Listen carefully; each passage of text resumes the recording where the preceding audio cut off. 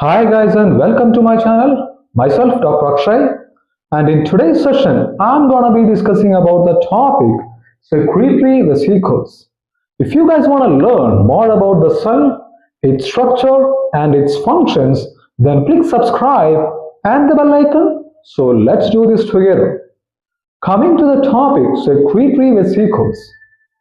Almost all secretory substances which are formed from the endoplasmic reticulum, Golgi bodies, are released into the cytoplasm in the form of vesicles or granules.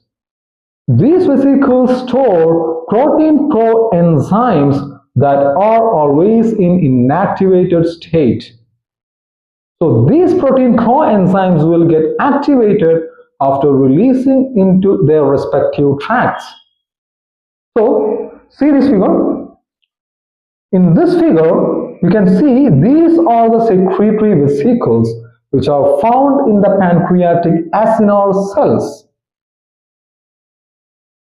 So how these secretory vesicles will release its proenzyme? So these proenzymes are released from these secretory vesicles through this pathway. So these proenzymes will first go through this outer cell membrane, okay? And from outer cell membrane, it will be transported through pancreatic duct. And from pancreatic duct, it will be released into the duodenum. Inside the duodenum, there are enterokinase enzyme.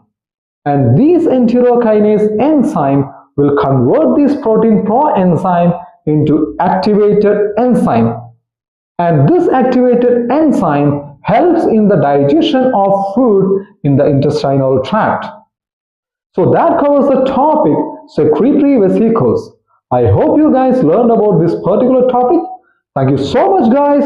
Love you all guys. See you guys in the next session.